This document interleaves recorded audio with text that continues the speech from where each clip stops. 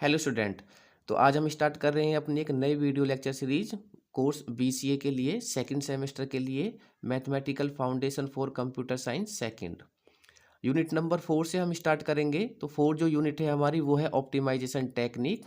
Exam purpose से अगर हम देखते हैं तो ये यूनिट हमारी मिनिमम 25 और मैक्सिमम 30 मार्क्स के लिए होगी। ऑप्टिमाइजेशन टेक्निक में हमारे पास में दो चैप्टर हैं। तो चैप्टर नंबर 1 में linear programming problem and second is the transportation problem. तो पहले हम देखते हैं यहाँ पर लीनियर प्रोग्रामिंग प्रॉब्लम। तो लीनियर प्रोग्रामिंग प्रॉब्लम होती क्या है हमारे पास में, उसको हम सॉल्व कैसे करते हैं।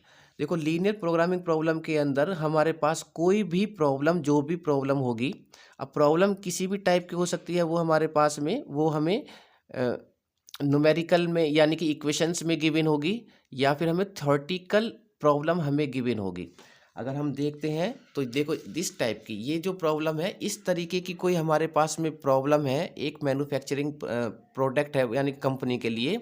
तो इस तरीके की प्रॉब्लम को हमें क्या करना है, सॉल्व करना है। तो इस तरीके की प्रॉब्लम है, इस तरीके की प्रॉब्लम को सबसे पहले हम क्या करेंगे, कन्वर्ट करेंगे। किस में कन्वर्ट करेंगे, मैथमेटिकल मॉडल में, तभी ये सॉल्व हो सकती है। मैथमेटिकल मॉडल जिसमें वेरिएबल्स होते हैं हमारे पास में x plus y equal to this, x minus y equal to this, इस तरीके के वेरिएबल्स की इक्वेशंस में हम उसको कन्वर्ट करेंगे और फिर उसको लीनियर प्रोग्रामिंग प्रॉब्लम से क्या करेंगे, हम यहाँ पर सॉल्व करेंगे।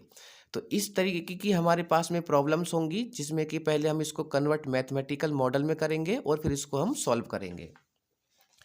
प्रॉब्लम को कन्वर्ट कैसे करते हैं ये पहले हम बाद में देखते हैं। फर्स्ट ऑफ ऑल जो भी कोई प्रॉब्लम है उसको जो हम कन्वर्ट करेंगे तो वो मैथमेटिकल मॉडल जो बनाते हैं वो कितने कैसा होगा, पहले वो देख लेते हैं एक बार।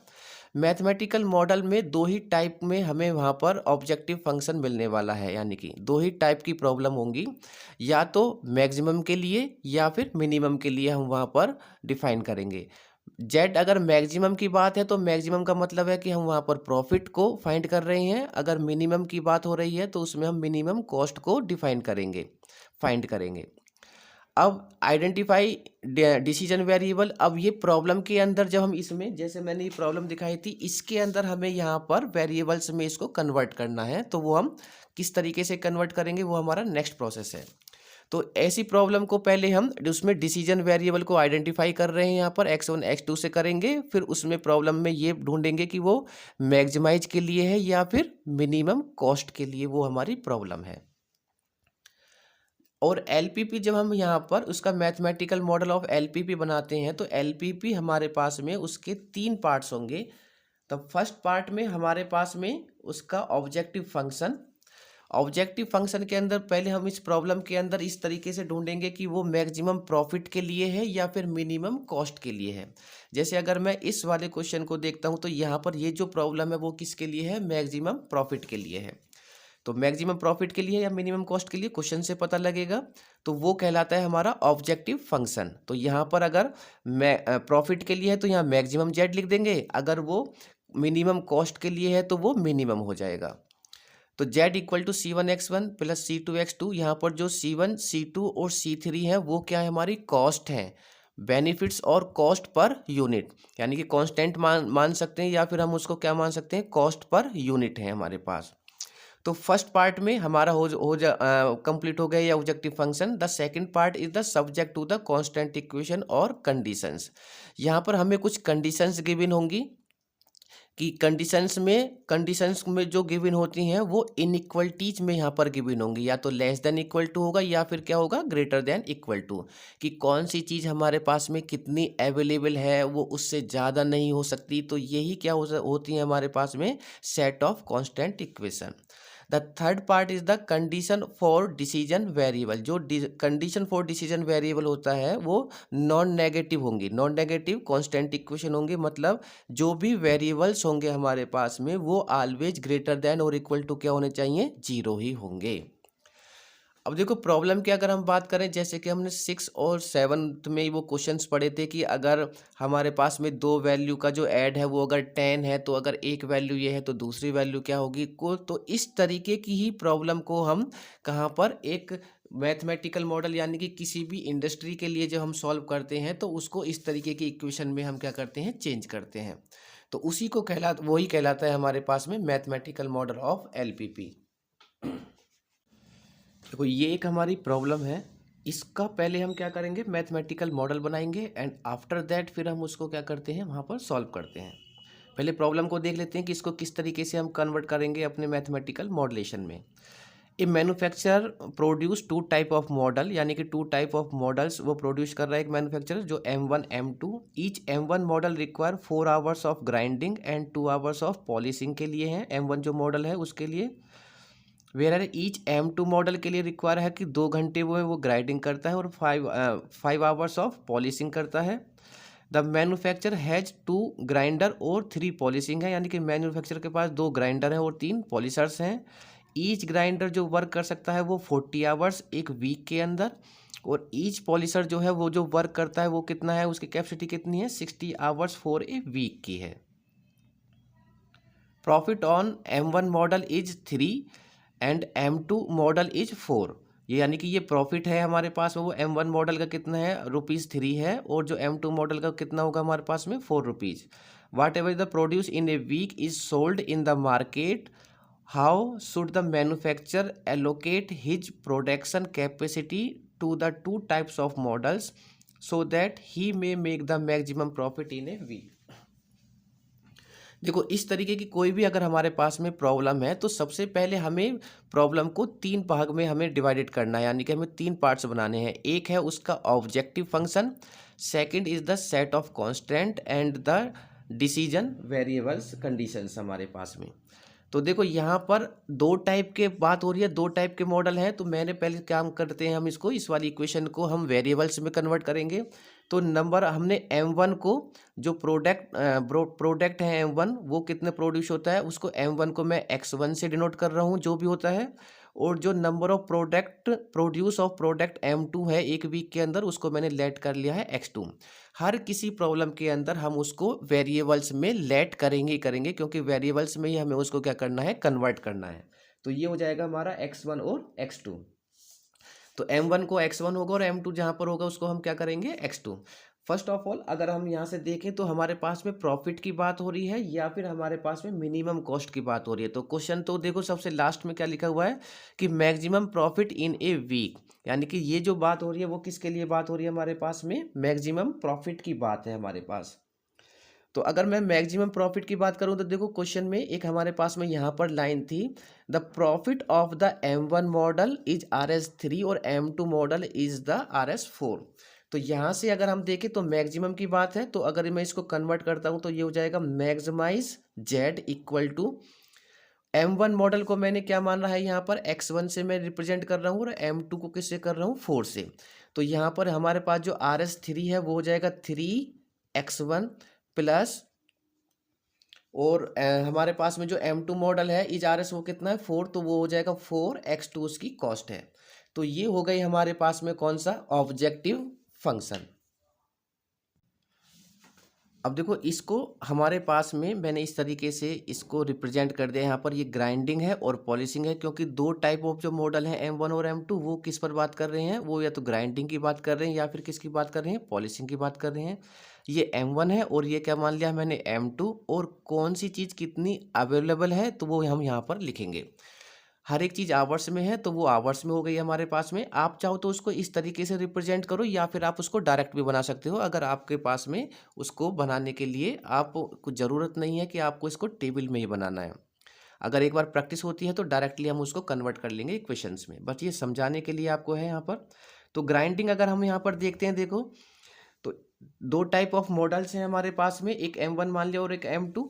तो यहाँ पर जो ग्राइंडिंग कर रहे हैं तो फर्स्ट था M1 मॉडल जो है वो रिक्वायर है 4 आवर्स ऑफ ग्राइंडिंग, तो यानी कि M1 जो मॉडल है वो कितने आवर्स कर रहा है, 4। तो यहाँ पर कितना आ जाएगा, 4 hours and 2 hours for polishing, और 2 आवर्स की क्या है यहाँ पर, पॉलिशिंग है।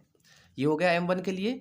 M2 मॉडल को रिक्वायर है 2 आवर्स ऑफ ग्राइंडिंग, ये M2 मॉडल, तो ग्राइंडिंग के लिए 2 hours and the 5 hours of the polishing, और ये हो जाएगा 5 आवर्स ऑफ पॉलिशिंग।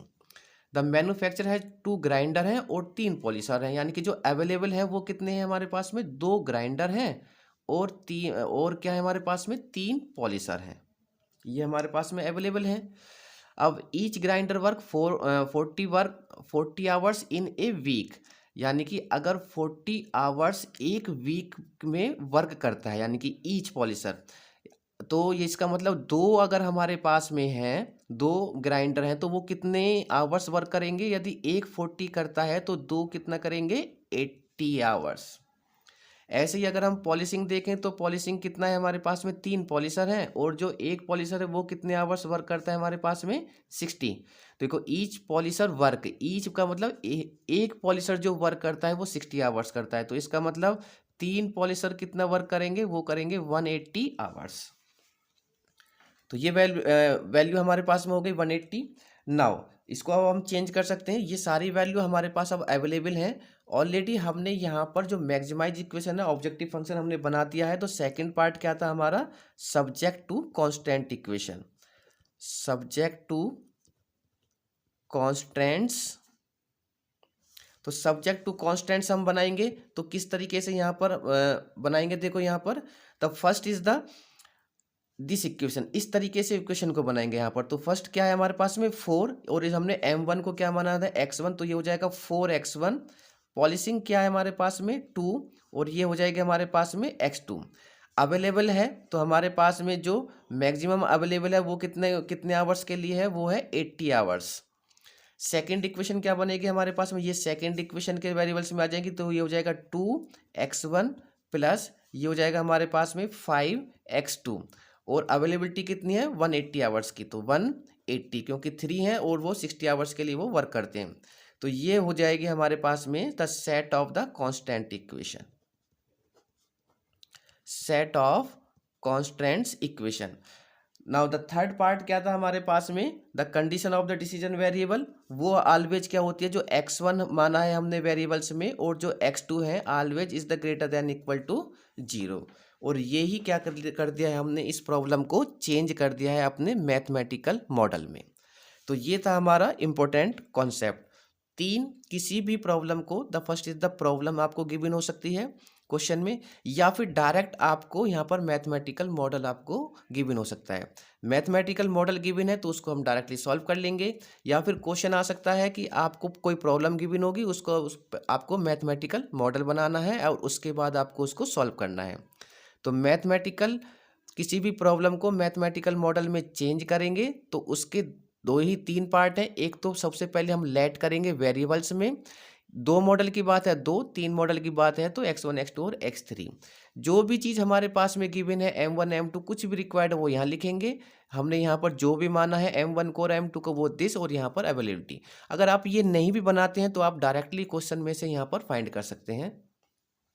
जैसे कि फर्स्ट वाली इक्वेशन कहाँ से मिलने वाली है कि जो भी हमारे पास में अगर प्रॉफिट की बात हो रही है या मिनिमम कॉस्ट की बात हो रही है तो वो यहाँ से मिलेगी, क्योंकि प्रॉफिट की बात है तो मैक्सिमाइज जेड हो गया। तो मॉडल का प्रॉफिट भी दे रखा है हमारे पास में 3 रुपीज़, और इसका जो आर एस है वो कितना है 4, तो वो इक्वेशन यहाँ से हो जाएगी।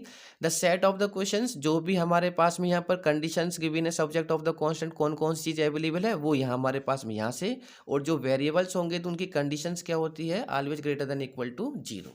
तो ये था हमारा किसी भी प्रॉब्लम्स को किस तरीके से हम मैथमेटिकल मॉडल में कन्वर्ट करेंगे। एक प्रॉब्लम और देख लेते हैं, इसको भी हम मैथमेटिकल मॉडल में चेंज करते हैं। यहाँ पर एक फर्म मैन्युफैक्चर 2 प्रोडक्ट, 2 प्रोडक्ट बना रही है, एक P1 and P2, which the profits earn are, उसका जो प्रॉफिट है वो है 5 रुपीज और 8 रुपीज रेस्पेक्टिवली।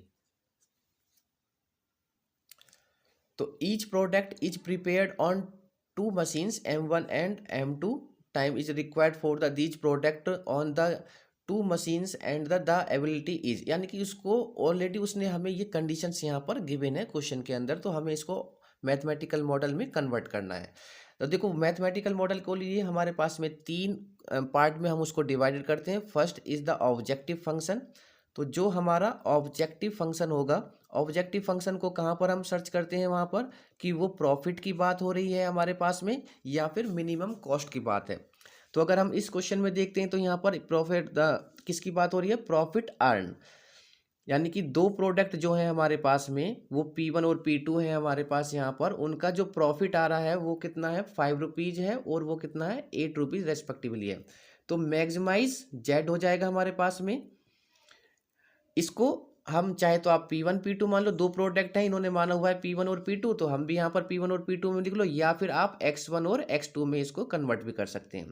तो इसको हम मान लेंगे यहाँ पर ये हो जाएगा 5, जो P1 है उसको X1 प्लस जो 8 है उसको मान लेंगे X2। देखो हम यहाँ पर लेट कर लेते हैं, तो फर्स्ट ऑफ ऑल लेट कर लेंगे, let the number of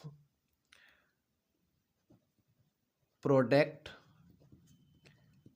P1 equal to, हम मान लेंगे इसको यहाँ पर X1, the number of product P2 जो कि फॉर्म में आ रहा है उसको मान लिया हमने X2। नाउ आफ्टर दैट फिर हम ये वाला फर्स्ट ऑप्शन बनाएंगे ऑब्जेक्टिव फंक्शन का।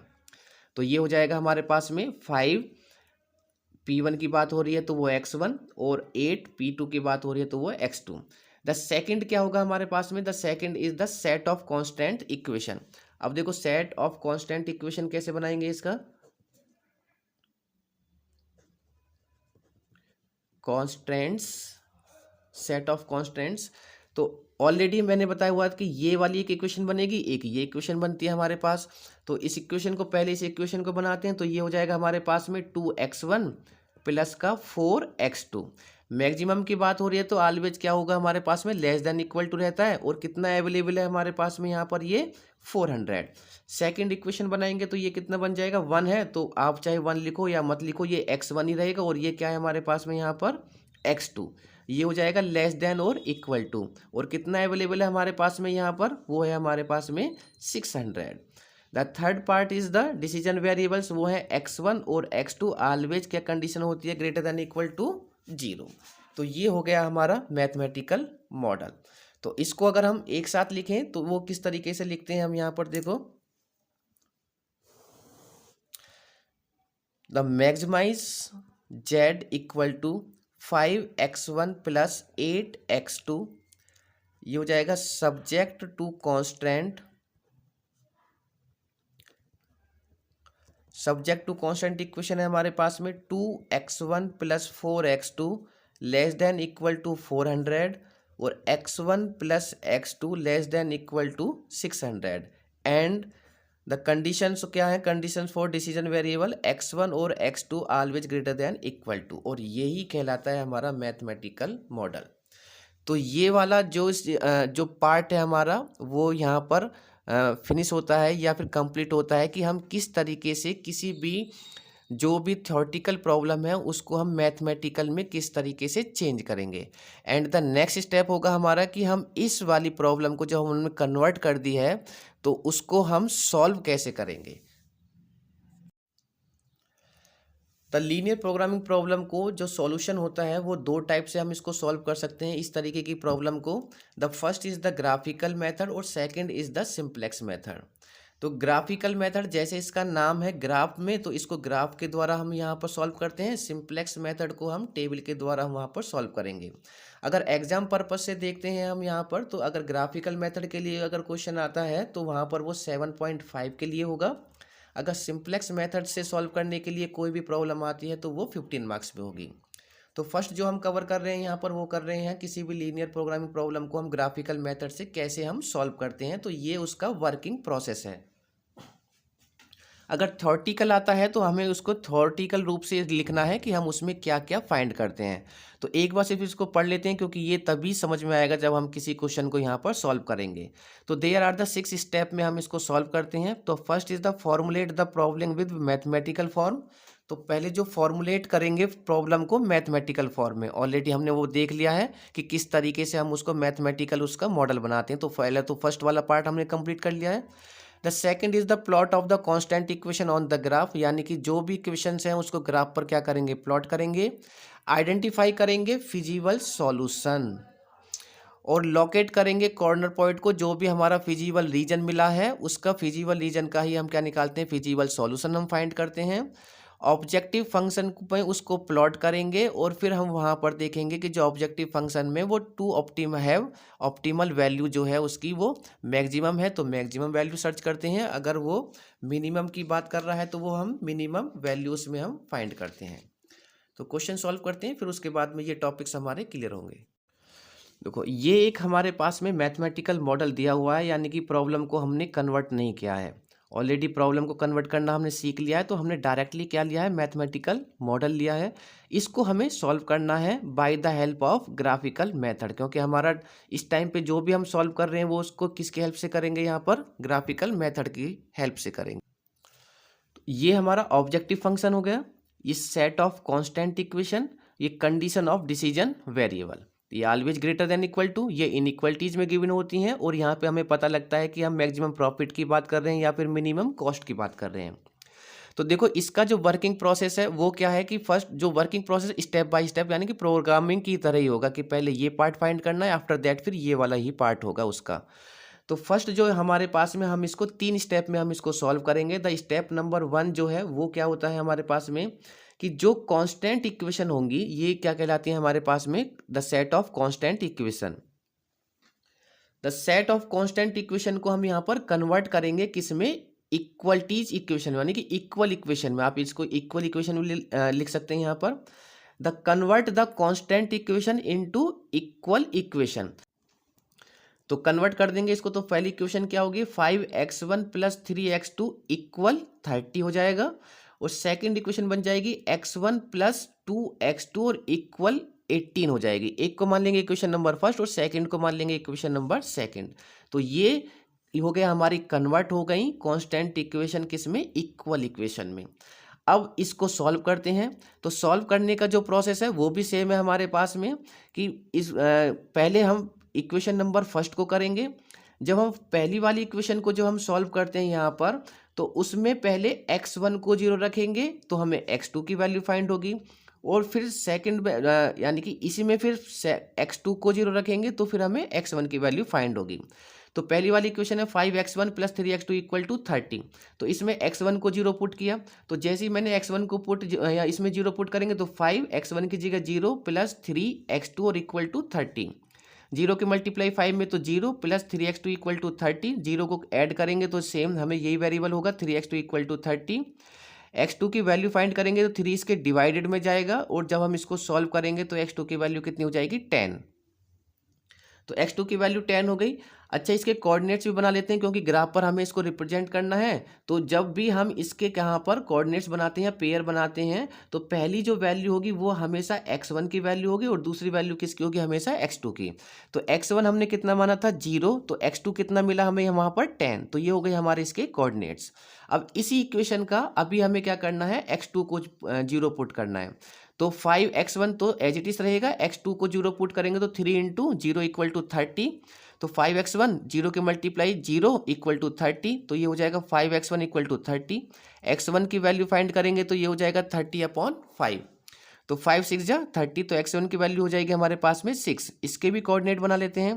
पहली वैल्यू x1 की होगी, दूसरी x2 की। तो x1 की वैल्यू कितनी है, 6, और x2 क्या माना है हमने यहाँ पर, 0। तो ये हो गई फर्स्ट इक्वेशन के लिए। ऐसे ही हम सेकंड इक्वेशन को सॉल्व करेंगे यहाँ पर। तो पहले x1 को 0 पुट करेंगे सेकंड इक्वेशन में, तो ये 0 हो जाएगा, प्लस 2x2 = 18। तो यहाँ से 2x2 = 18, तो x2 की वैल्यू कितनी हो जाएगी, 9। कोऑर्डिनेट बनाएंगे तो पहले x1 की वैल्यू आएगी तो 0, और सेकंड वैल्यू x2 की वो हो जाएगा 9। अब इसमें x2 को 0 पुट करेंगे तो x1 प्लस ये पूरा क्या हो जाएगा, 0 हो जाएगा, = 18। तो यहाँ से जो हमारी x1 की वैल्यू होगी वो कितनी होगी, 18। इसके कोऑर्डिनेट्स बनाएंगे तो पहले x1 कितना है, 18, और x2 कितना था, 0। तो ये हमारे पास में फर्स्ट इक्वेशन के कोऑर्डिनेट, और ये हो गए सेकंड के। ये कंप्लीट हो गया हमारा first step. Now the complete of the first step, after that हम आएंगे फिर यहाँ पर सेकंड स्टेप पर। सेकंड स्टेप में हम क्या फाइंड करते हैं यहाँ पर कि जो भी हमारे पास में कोऑर्डिनेट्स हैं उनको हम प्लॉट करेंगे किस पे, on the graph. The all the points plot on graph. तो ग्राफ पर जब हम इसको प्लॉट करेंगे तो देखो इस तरीके से, पहले ये एक x एक्सिस होगा और एक y एक्सिस है हमारे पास में। सारी वैल्यू पॉजिटिव है, तो हमारे पास में ये जो हमारे पास यहाँ पर जो ग्राफ बनेगा वो xy प्लेन पर बनेगा। तो किस तरीके से बनाएंगे, ये x1 एक्सिस और ये हो जाएगा हमारा x2 एक्सिस। तो अगर हम यहाँ पर इन कोऑर्डिनेट्स में मिनिमम वैल्यू देखते हैं तो वो है 0, और मैक्सिमम वैल्यू कितनी है हमारे पास में 18। तो जो ग्राफ जाने वाला है वो हमारा 0 से 18 और वो भी पॉजिटिव में जाने वाला है, और दोनों पॉजिटिव हमारे पास में ये है एक्स एक्सिस और वाई एक्सिस। तो 0 से 18 को आप उसको 2 में डिवाइडेड करो या 3 में या 4 में, वो आपकी मर्जी है। मैंने इसको 2 के डिफरेंस में इसको यहाँ पर डिवाइडेड किया है। तो ये क्या पार्ट होता है, ये होता है हमारा ऑरिजन। ऑरिजन के जो कोऑर्डिनेट होते हैं वो फिक्स होते हैं, वो होते हैं 0,0। तो ये 2, 4, 6, 8, 10 से लेके मैंने यहाँ पर 20 तक इसको यहाँ पर डिवाइडेड कर दिया है x1 लाइन को। ऐसे ही मैंने 2 से लेके 20 तक के नंबर्स को यहाँ पर मैंने एलोकेट कर दिया यहाँ पर। तो ये हो जाएगा y एक्सिस। अब इसको फर्स्ट इक्वेशन को पहले हमें करना था, तो फर्स्ट इक्वेशन के कोऑर्डिनेट अगर हम देखते हैं, देखो पहले ये वाला कोऑर्डिनेट x1 पे मिलेगा और x2 पर मिलेगा। तो x1 0 है, तो x1 0 तो यही है हमारे पास में यहाँ पर। तो x2 कितना है 10, तो x2 पर मिलेगा 10। 10 कहाँ पर है, ये दिस वाला पॉइंट, नहीं सॉरी, 10 कहाँ पर है, ये वाला पॉइंट 10। तो मैंने इसको यहाँ पर साइन कर दिया 10 को यहाँ पर। अब इसी इक्वेशन का सेकंड वाला पार्ट, ये वाली वैल्यू किसकी है हमारे पास, x1, और ये क्या है x2। तो x1 कितना है 6, तो x1 कहाँ मिलेगा 6, ये वाली लाइन है हमारी, ये वाला पॉइंट था 6, तो मैंने ये वाला पॉइंट हो गया 6। और x2 0 है तो 0 रहेगा यहाँ पर, तो 0 तो ओरिजिन पर रहता है। तो हमारे पास जो इस लाइन के जो हमारे पास में पॉइंट है वो एक तो ये 10 था और ये 6 था। इन दोनों पॉइंट को मैंने एक स्केल से यहाँ पर लाइन से डिनोट कर दिया है, यानी कि लाइन खींच से इसको मिला दिए हैं दोनों पॉइंट। तो ये हो गया हमारे पास है 10 to 6 वाला। और इसकी मैंने यहाँ पर इक्वेशन भी लिख दिया यहाँ पर। ये जो इक्वेशन है वो है 5x1, यानी कि किस लाइन की इक्वेशन है, 5x1 प्लस 3x2। और इनइक्वलिटीज लिखो या फिर इक्वल टू लिख लो, वो आपकी मर्जी है। यहाँ पर 30। तो ये इक्वेशन की जो हमारे पास इस लाइन की जो इक्वेशन है वो हमने इक्वेशन लिख दी है। आप इसको इक्वल में लिख लो, ठीक है, ये हो जाएगा इक्वल। अब सेकंड वाली इक्वेशन देखो, अगर हम सेकंड इक्वेशन को हमने सॉल्व किए थे, उसके कोऑर्डिनेट है x1 कितना है हमारे पास में 0 और x2 कितना है 9। तो x1 0 तो वो तो ओरिजिन पर रहेगा, फिनिश हो गया। x2 कितना है 9, तो x2 पर 9 देखो 8 और 10 है, तो मैंने इसके बीच में एक पॉइंट ले लिया है, उसी को क्या मान लिया मैंने यहाँ पर 9 मान लिया है।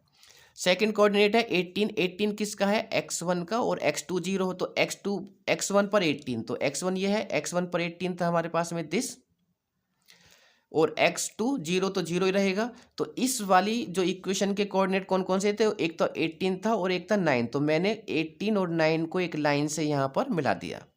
इस लाइन की मैंने इक्वेशन में लिख दी कि कौन से वाली इक्वेशन से इसको हमारे कोऑर्डिनेट मिले थे, वो थे x1 plus 2x2 equal to 18। Now अब देखो इसका सॉल्यूशन का तरीका क्या होगा हमारे पास में, कि हमें ये जो इनइक्वलिटीज हैं ये क्या बताती हैं, हमें ये इनइक्वलिटीज बताती हैं कि हमारे पास जो ये जो इक्वेशंस है इनइक्वलिटीज की, इसका जो सॉल्यूशन मिलने वाला है वो हमें लाइन के पार मिलने वाला है या लाइन के अंदर मिलने वाला है, यानी कि लाइन के ऊपर मिलने वाला है या लाइन के नीचे मिलने वाला है। ये चीज़ हमें इनइक्वलिटीज शो करती हैं। अगर लेस देन है तो वो हम किस तरीके से फाइंड कर सकते हैं, अगर लेस देन है तो अगर हम नॉर्मली याद रखना चाहें तो वो ये है कि अगर लेस देन है तो हमेशा ओरिजिन की तरफ मिलेगा, अगर इक्वेशन में ग्रेटर देन का साइन है तो वो हमेशा ऊपर की तरफ मिलेगा। अगर हम इसको चेक करने की बात करें तो हम इसको इस तरीके से चेक करते हैं कि मान लो कोई भी इक्वेशन है, जैसे मान लीजिए कि 5x1 प्लस 3x2 और इक्वल टू 30 है, तो यहाँ x1 और x2 जो भी वेरिएबल है दोनों को यहाँ पर 0 पुट करो, तो दोनों को 0 पुट करेंगे 0 हो जाएगा, और ये हो जाएगा हमारे पास में दिस साइन है, ये हो जाएगा 30, तो 0 ये हो जाएगा हमारे पास में लेस देन इक्वल टू 30। तो देखो ये जो कंडीशन है ये क्या है, ट्रू है भाई। 0 क्या है, छोटी वैल्यू है किससे, 30 से। तो अगर ये कंडीशन हमारे पास में ट्रू होती है तो उसका जो हमें जो इक्वेशंस है उसका जो सॉल्यूशन मिलेगा वो हमेशा नीचे की तरफ मिलेगा। अगर ये इक्वेशन हमारी फॉल्स होती है तो ये ट्रू है, तो हमें सॉल्यूशन कहाँ मिलने वाला है, हमें ओरिजिन पर मिलने वाला है, ओरिजिन की तरफ मिलेगा। अगर फॉल्स है तो वो ओरिजिन से ऊपर की तरफ मिलेगा, यानी कि बाहर की तरफ मिलेगा, तो ऊपर की तरफ हमारे पास होगा। तो अगर हम यहाँ पे देखें तो हम नॉर्मल भी याद रख सकते हैं, लेस देन है तो ओरिजिन की तरफ, ग्रेटर देन है तो ऊपर की तरफ। तो अगर इस वाली इक्वेशंस की मैं लाइन देखूँ तो ये जो लाइन है ये इसकी इक्वेशन क्या है, 5x1 प्लस 3x2, और ये हमेशा दोनों इक्वेशन में लेस देन इक्वल टू है, तो इसका मतलब इसका जो हमें सॉल्यूशन मिलने वाला है वो ओरिजिन की तरफ। तो ये मैंने देखो साइन भी किया है यहाँ पर ओरिजिन की तरफ ब्लू पेन से। सेकंड इक्वेशन को मैंने रेड पेन से यहाँ पर शो किया हुआ है। तो सेकंड इक्वेशन थी x1 + 2x2, ये भी लेस देन है, तो इसका भी सॉल्यूशन हमें कहाँ मिलने वाला है, यहाँ पर ओरिजिन की तरफ मिलने वाला। तो ये मैंने ओरिजिन की तरफ मैंने यहाँ पर साइन किया हुआ है। पूरी लाइन पे आपको साइन करना है जहाँ से पॉइंट हमारा स्टार्ट है। तो ये वाला पॉइंट हो गया हमारे पास में। अब देखो हमारे पास में जो हमने यहाँ पर प्लॉट कर दिए हैं दोनों इक्वेशंस को, तो अब हमें यहाँ पर इसका एक सॉल्यूशन पॉइंट ढूंढना है, यानी कि सॉल्यूशन एरिया ढूंढना है। तो अगर मैं ये वाली इक्वेशंस हमारी हमेशा लेस देन होंगी, तो हमें जो सॉल्यूशन मिलने वाला है, जो रीजन मिलने वाला, जो एरिया मिलने वाला है, वो हमेशा ओरिजिन की तरफ मिलने वाला है। तो यानी कि एक क्लोज, जैसे रूम क्लोज होता है, इसी तरीके से एक क्लोज हमें वहाँ पर सॉल्यूशन पॉइंट मिलेगा। अगर मैं क्लोज की बात करता हूँ तो हमारे पास में देखो, या तो ये वाला पॉइंट मिल रहा है हमें, या फिर ये वाला क्लोज पॉइंट मिल रहा है। एक ये भी पॉइंट था हमारे पास यहाँ पर, जो छोटा सा पॉइंट है यहाँ पर, ये भी पॉइंट था हमारे पास क्लोज। अब जो भी सॉल्यूशन होगा उसमें जो हमने यहाँ पर ये सॉल्यूशन लगाया है कि इस वाली इक्वेशन का नीचे है, x1 का हमेशा ऊपर होगा x एक्सिस का, और y एक्सिस का हमेशा जो सॉल्यूशन, यानी कि जो सॉल्यूशन मिलता है वो हमेशा आगे की तरफ। यानी कि अगर हम देखें तो इसको इस तरीके से हम साइन कर सकते हैं, यहाँ पर इसका हमेशा ऊपर की तरफ होता है। तो क्लोज होना चाहिए, ऐसा नहीं है कि इसका सॉल्यूशन यहाँ पर नीचे की तरफ आ रहा है और उसका विपरीत यानी कि विपरीत दिशा में ना हो, उसी की साइड में हो। तो देखो अगर हम फर्स्ट वाले इसको चेक कर लेते हैं कि हमें ये वाला जो एरिया है, क्या वो हमारे पास में सॉल्यूशन एरिया होगा या नहीं होगा।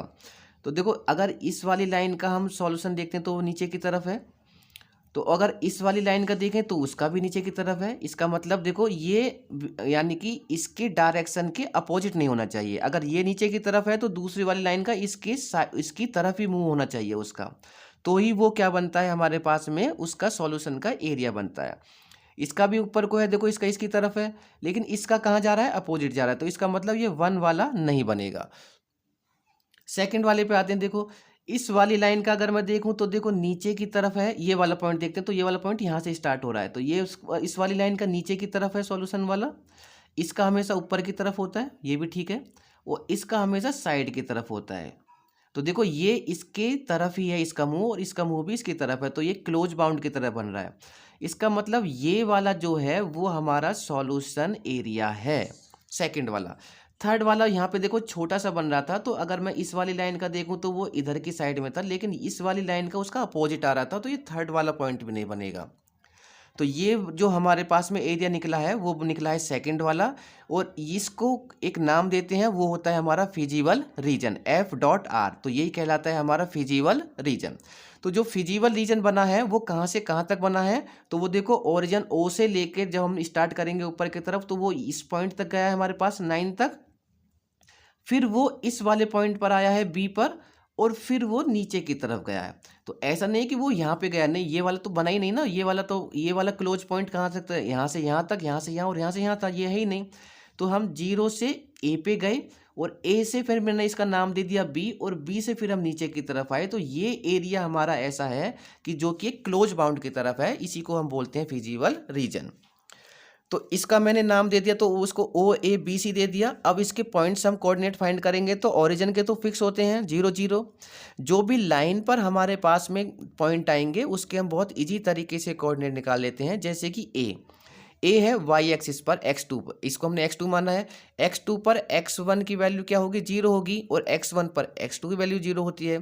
तो पहले x1 लिखा जाता है, ध्यान रखना, दूसरा x2 होगा। तो x1 क्या होगा, x2 पर 0, ये तो फिक्स है, और ये वाला पॉइंट कहाँ पर था, 9 पर, तो ये हो गया 9। तो a के भी हमने कोऑर्डिनेट निकाल लिए यहाँ पर 0,9।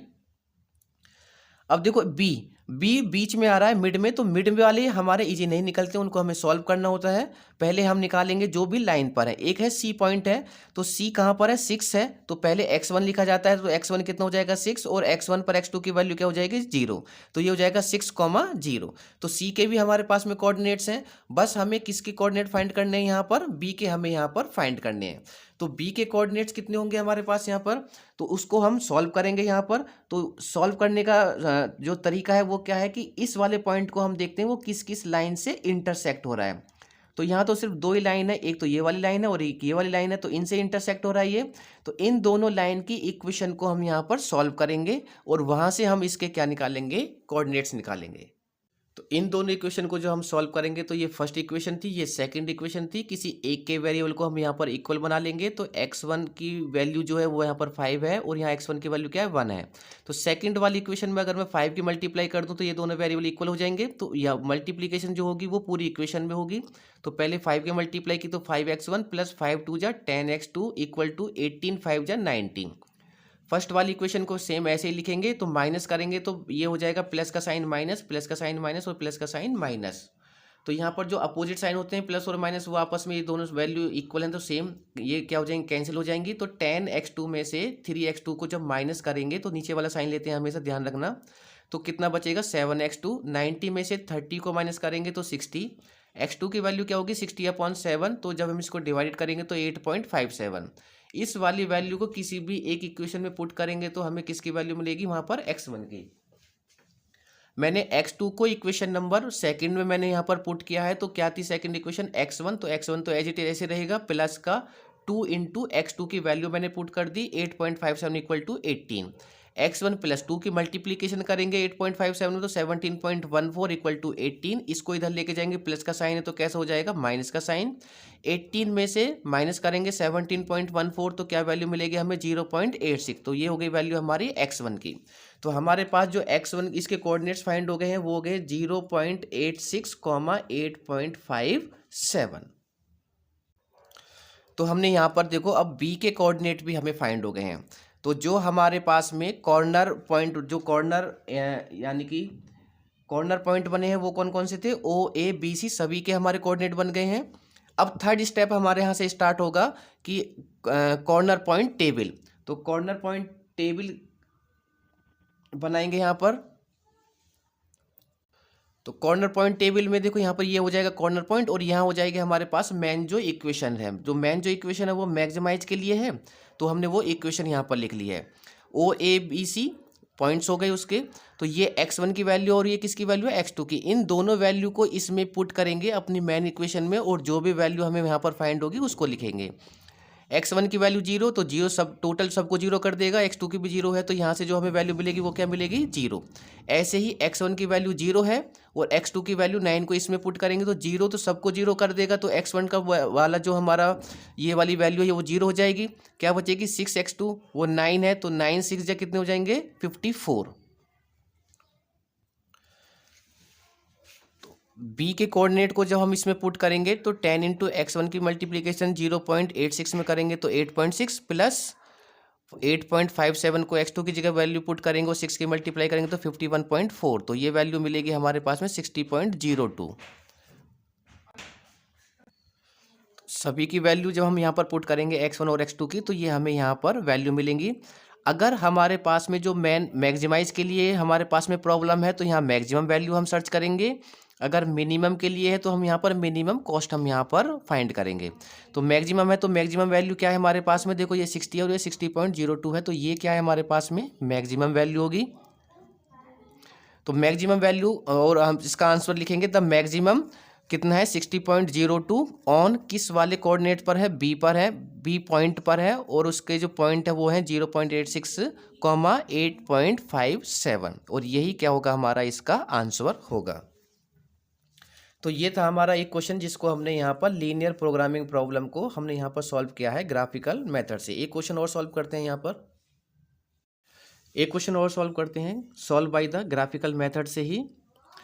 तो फर्स्ट ऑफ ऑल ऑलरेडी हमें यहाँ पर मैथमेटिकल जो इसका मॉडल है वो हमें यहाँ पर गिवन है। तो इसको ये केस का क्वेश्चन है, ये है मिनिमम जेड यानी कि मिनिमम कॉस्ट के लिए ये क्वेश्चन है। कोई भी जो भी क्वेश्चन गिवन होता है, जो भी प्रॉब्लम गिवन होगी वो 3 पार्टों में होती है। The first is the objective function जो हमें बताता है कि मैक्सिमम प्रॉफिट के लिए या मिनिमम कॉस्ट के लिए। Second is the set of constant equation and third is the condition of the decision variable. तो इस क्वेश्चन को हम सॉल्व करेंगे ग्राफिकल मेथड से, इसकी मिनिमम कॉस्ट हम यहाँ पर फाइंड करेंगे।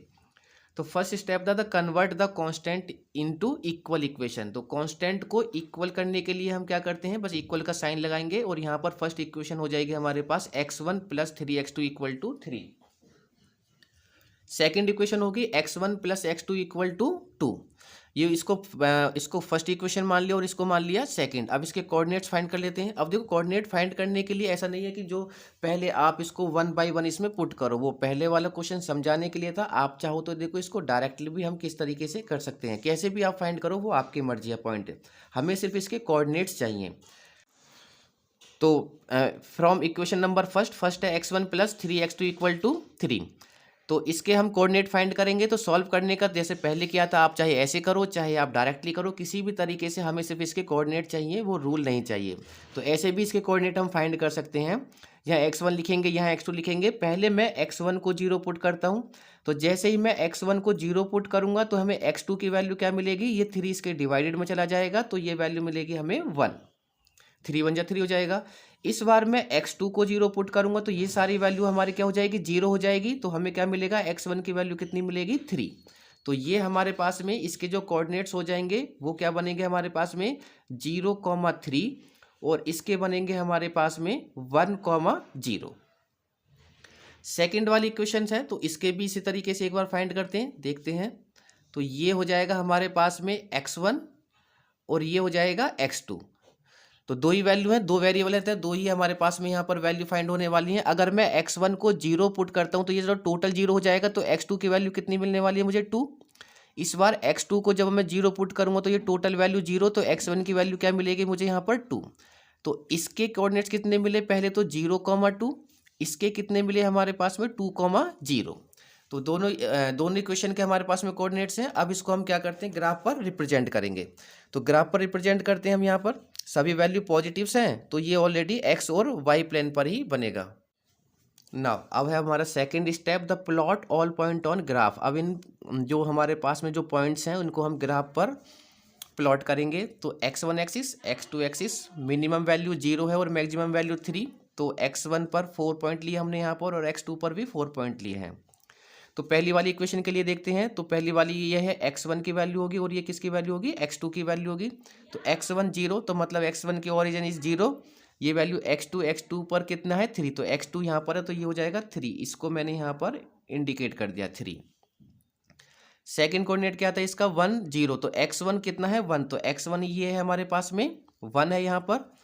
अब इक्वेशन x2 था 0, तो 0 रहेगा ओरिजिन। तो ये दोनों पॉइंट मिले हमारे पास इस लाइन के लिए।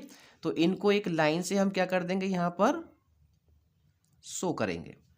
अब इस लाइन की इक्वेशन भी हम यहाँ पर लिखेंगे। तो जो लाइन की इक्वेशन है वो क्या है हमारे पास यहाँ, x1 प्लस के 3x2 और इक्वल टू 3। इसका सॉल्यूशन भी देख लेते हैं। इसका सॉल्यूशन हमें कहाँ मिलेगा, देखो ये जो है, जो इक्वेशंस हैं वो ग्रेटर देन है। अगर ग्रेटर देन है तो इसका मतलब वो लाइन से ऊपर की तरफ हमें इसका सॉल्यूशन मिलेगा। आप चाहो तो ये इसको यहाँ पर टेस्ट भी कर सकते हैं। जैसे x1 प्लस के 3x2 greater than equal to 3, दोनों वेरिएबल्स को 0 पुट कर दो, x1 को भी 0 और x2। तो जब x2 को 0 पुट करेंगे तो 0 की मल्टीप्लिकेशन सब में होकर 0 हो जाएगा यहाँ पर ये।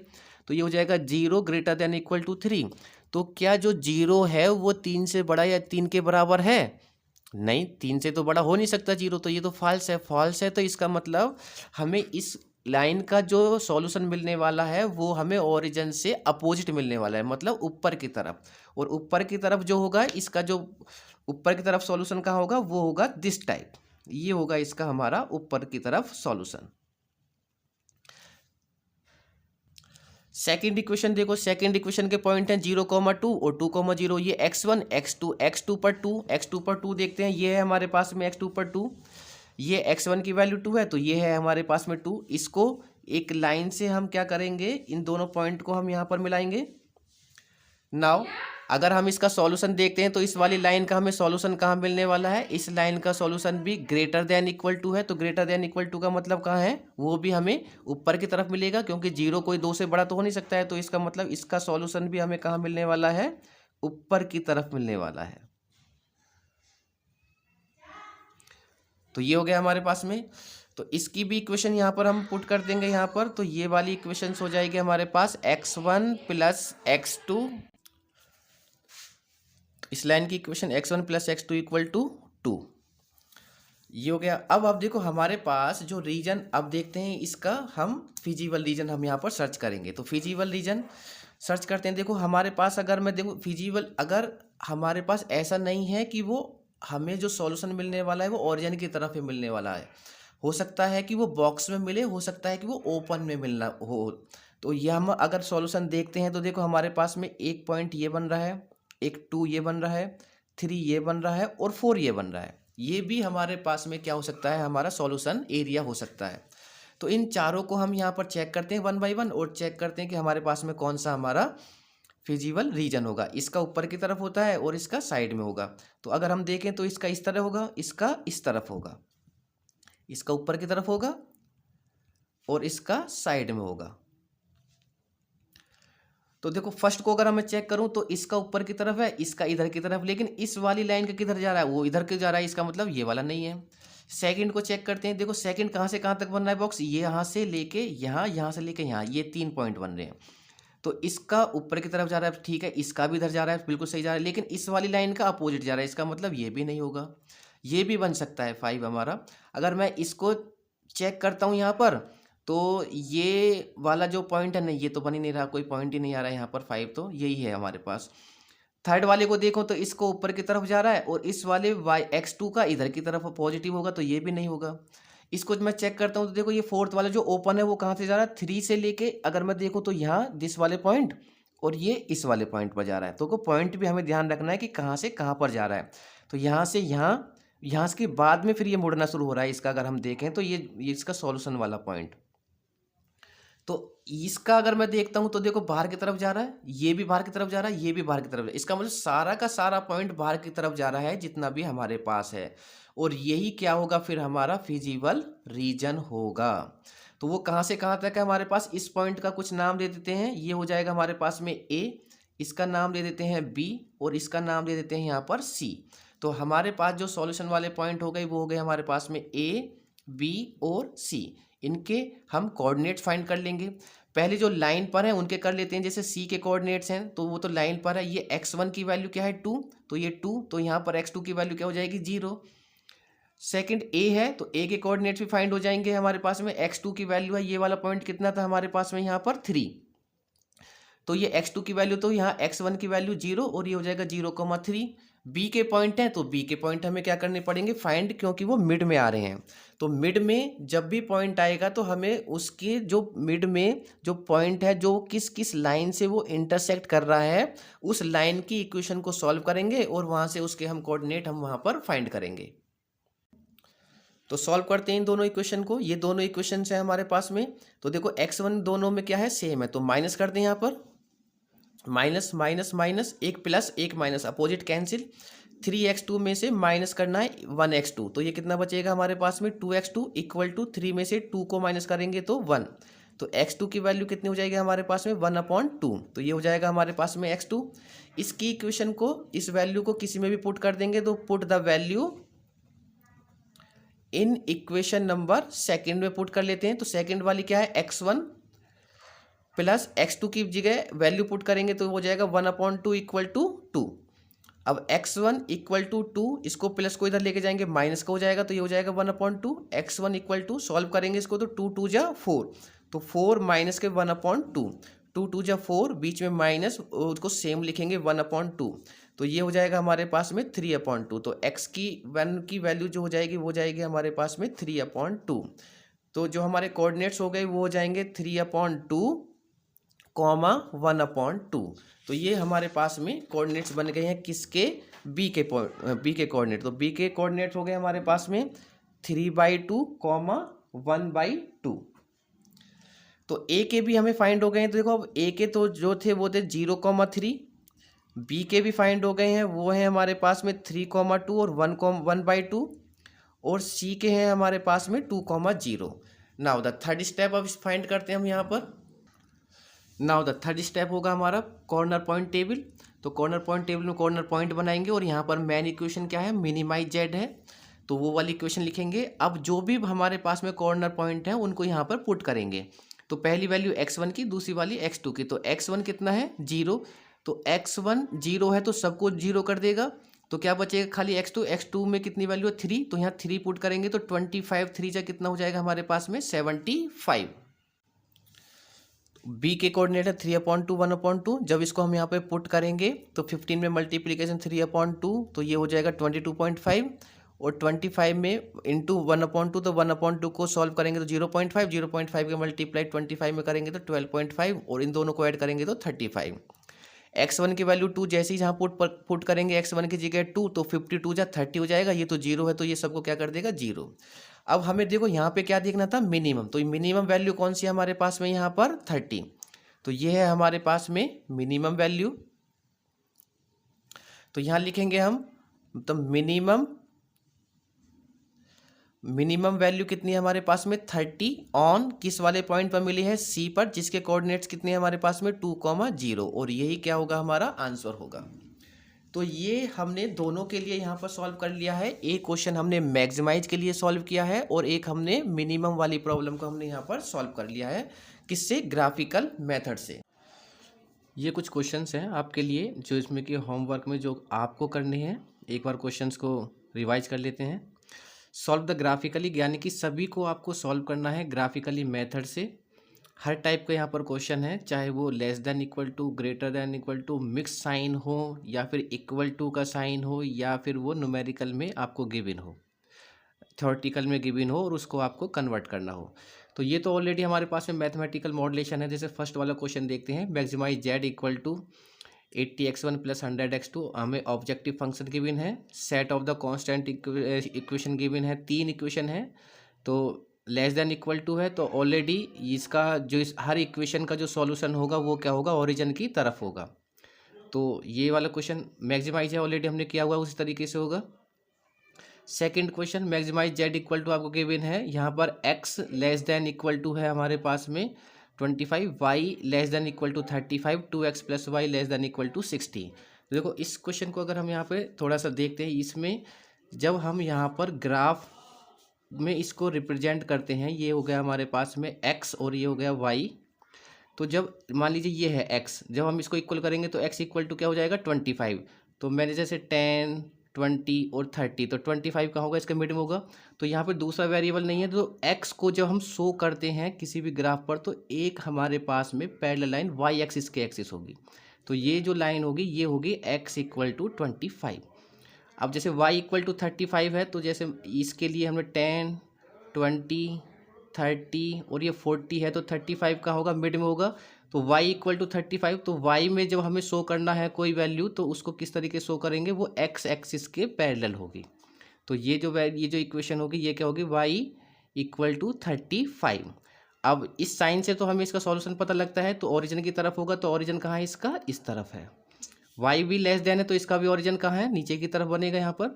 तो x और y लाइन को हम इस तरीके से किसी भी ग्राफ पर रिप्रेजेंट करते हैं। बाकी ये तो एक बार x को 0 और एक बार y को 0 पुट कर हम यहाँ पर इसके कोऑर्डिनेट फाइंड करेंगे और यहाँ पर इसको प्लॉट कर देंगे।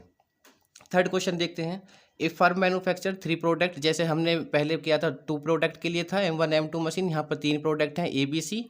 द प्रॉफिट की बात हो रही है, इसका मतलब मैक्सिमाइजेशन हो गया। R3RS 2RS और 4RS रेस्पेक्टिवली, ये हमारे पास में प्रॉफिट है, तो इसका मतलब मैक्सिमाइज जेड। तो मैक्सिमाइज जेड ऑलरेडी हमारे पास में यहाँ से फाइंड हो जाएगा। तो मैक्सिमाइज जेड के लिए इक्वेशन बन जाएगी हमारे पास में, एक को x1 मान लेंगे, एक को x2 और एक को x3। जैसे प्रोडक्ट है ABC तो उसको x1 x2 और x3, तो ये हो जाएगा 3x1 plus 2x2 plus 4x3। तो मैक्सिमाइज जेड के लिए इक्वेशन हो जाएगी हमारे पास। And the firm has the 2 machines are required, the processing time in the numbers of each. तो इस वाले क्वेश्चन में अगर हम देखते हैं तो देखो यहाँ पर 3 प्रोडक्ट दिए हुए हैं ABC, जबकि हम ग्राफिकल मेथड से जो हम सॉल्व करते हैं वो सिर्फ ओनली 2 वेरिएबल की ही हम जो मैथमेटिकल मॉडलेशन होते हैं उसको सॉल्व करते हैं। बाकी 3 का अगर वेरिएबल का है तो हम उसको सिंप्लेक्स मेथड से सॉल्व करते हैं। तो इसमें 3 प्रोडक्ट हैं तो इसका सिर्फ हमें मैथमेटिकल मॉडल बना के दिखाना है सिर्फ ओनली। तो 3 प्रोडक्ट हैं ABC हमने यहाँ पर दिखाते हैं, यहाँ पर ये, और COD 2 मशीन्स हैं हमारे पास में यहाँ पर। इसका मतलब देखो जो प्रॉफिट की बात हो रही है तो मैक्सिमाइज जेड हो जाएगा 3x1 plus 2x2 plus 4x3। अब यहाँ पर जो कांस्टेंट इक्वेशन बनेगी वो भी 3 वेरिएबल की होंगी, तो ऑलरेडी हमें दिया हुआ है A B और C के लिए। तो अगर C के लिए मैं बनाता हूँ तो ये हो जाएगा 4x1 plus 3x2 plus 5x2। Profit है तो इसका मतलब ये हो जाएगा लेस देन इक्वल टू, इसके लिए हमें देखो सी के लिए क्या गिवन है 2000, तो ये हो जाएगा लेस देन 2000। डी के लिए अगर कांस्टेंट इक्वेशन बनाता हूँ तो 2x1 plus 2x2 plus 4x3 less than और इक्वल टू, ये हो जाएगा 2500। तो ये बन जाएगा इसका मैथमेटिकल मॉड्यूलेशन। इसको सॉल्व नहीं करना है ऑलरेडी आपको। अब इसको भी आपको इस तरीके से बना के दिखाना है, तो ये देखो इसको किस तरीके से बना सकते हैं। The patient want to the decide of the constituent of a diet which will be the fulfill his daily requirement of protein, fat and carbohydrate at the minimum cost, यानी कि मिनिमम कॉस्ट हमें यहाँ पर given है, minimum cost. अब देखो cost की बात आ गई तो वो मिनिमाइजेशन का हमारे पास में क्वेश्चन हो जाएगा। तो made by the 3 different type of product the yield the per unit of these food are follow. Per unit देखो अगर हमारे पास में यहाँ पर मिनिमम को, ये तो हमें पता लग गया कि मिनिमम की बात हो रही तो मिनिमाइज जेड। पर यूनिट जो हमारे पास गिवन है वहीं से हमें उसकी इक्वेशन फाइंड होगी। तो पर यूनिट कहाँ दिया हुआ है, देखो अगर मैं यहाँ पर देखता हूँ तो ये है हमारा पर यूनिट का, तो ये हो जाएगा 40x1। पहले तो मान लेंगे भाई डाइट को मान लेंगे x1, जो हमारे डाइट में जो गिवन है, सॉरी डाइट में जो क्या क्या गिवन था हमारे पास में, प्रोटीन का x1 मान लेंगे, फैट को x2 और कार्बोहाइड्रेट को x3। अब यहाँ से पर यूनिट के लिए बनाएंगे तो मिनिमाइज जेड हो जाएगा 40x1 plus 50x2 plus 60x। देखो नंबर ऑफ टाइप फूड्स यहाँ पर कितने हैं 1, 2 एंड 3, और मिनिमम रिक्वायरमेंट हमें यहाँ पर गिवन है। मिनिमम रिक्वायरमेंट दिया हुआ है, इसका मतलब ये हमारा, और यहाँ पर कॉस्ट भी दी हुई है। तो कॉस्ट का मतलब क्या है, मिनिमम कॉस्ट का मतलब मिनिमाइज का है। तो मिनिमाइज के लिए पर यूनिट के लिए जो हम इक्वेशन बनाएंगे ऑब्जेक्टिव फंक्शन, वो हो जाएगा 40x1 40 plus 50x2 plus 60x3। ये तो हो जाएगी हमारी ऑब्जेक्टिव फंक्शन, क्योंकि कॉस्ट पर यूनिट। अब मिनिमम रिक्वायरमेंट यहाँ गिवन है तो ये हो जाएगी हमारे पास में first set of constant, second set of constant and third set of constant. तो ये हो जाएगा हमारे पास 2x1 plus 4x2 plus 8x3, और मिनिमम कॉस्ट है तो ये हो जाएगा greater than equal to 1200। Second equation हो जाएगी हमारे पास में 2x1 plus 2x2 plus 10x3 greater than equal to 400। 4x1 plus 4x2 plus 8x3 greater than equal to 800। Minimum है तो ग्रेटर देन इक्वल टू, अगर हमारे पास में वहाँ पे मैक्सिमम प्रॉफिट दिया हुआ है तो वहाँ पर लेस देन इक्वल टू होगा। तो ये था हमारे पास में फोर्थ क्वेश्चन। फिफ्थ क्वेश्चन अगर हम देखें तो मैक्सिमाइज के लिए है, इक्वल दिया हुआ है, कोई भी इनइक्वलिटीज आपको गिवन नहीं है। तो इनइक्वलिटीज अगर गिवन नहीं है तो डायरेक्टली कर देंगे यहाँ पर। जब हम इसको कन्वर्ट करने की जरूरत नहीं है तो डायरेक्ट क्या करेंगे, सॉल्व करेंगे। इसको 1 मान लेंगे और इसको सेकंड मान लेंगे। तो यहाँ पर x1 को 0 रखेंगे तो x2 की वैल्यू निकल जाएगी। सेम एक प्रोसेस हमारा कम हो गया है कि इनइक्वलिटीज को हमें वहाँ पर चेंज नहीं करना है। तो इस तरीके का भी क्वेश्चन आपको एग्जाम में मिल सकता है। 6 क्वेश्चन अगर हम देखें तो यहाँ पर मैक्सिमाइज जेड है, यहाँ पर ये इस वाली इक्वेशन के लिए ग्रेटर देन है और ये लेस देन है, इसका मतलब ये मिक्स है हमारे पास में। तो हमें जो फॉर्मेट है, फॉर्मेट तो हमारा सेम ही रहेगा। तो पहले फर्स्ट इक्वेशन, सेकंड इक्वेशन और थर्ड इक्वेशन इक्वल बना लेंगे। तो जब हम इस वाली इक्वेशन के लिए सॉल्यूशन करेंगे तो लाइन को प्लॉट करेंगे, तो इसका जो हमारे पास में सॉल्यूशन मिलेगा वो लाइन के बाहर मिलेगा। तो लाइन के बाहर की तरफ करेंगे इसको। जब इसका हम सॉल्व करेंगे और जब इसको प्लॉट करेंगे तो उसका सॉल्यूशन लाइन के अंदर की तरफ मिलेगा। इसको जब हम सॉल्व करेंगे तो इसका लाइन के बाहर की तरफ मिलेगा। अब ये मिक्स है तो वो हमारे पास में किसी भी टाइप का बन सकता है, या तो वो रूम की तरह क्लोज हो या फिर ओपन हो, जैसे हमने मिनिमाइजेशन का क्वेश्चन किया था, वो किसी भी टाइप से मिलेगा। तो लेकिन ये हमें देखना है कि जो सॉल्यूशन वाला हमारे पास में जो झुकाव है वो सबका एक तरफ रहे। तो ये क्वेश्चन आपके लिए है 6 क्वेश्चन। इससे अनदर क्वेश्चन और नहीं है सिंपल वे में। बाकी कुछ यहाँ पर केसेस हैं, तो सम केसेस हैं अनबाउंडेड केसेस के, तो उससे रिलेटेड हम क्वेश्चन सॉल्व करेंगे अपनी नेक्स्ट वीडियो में। Okay, thank you.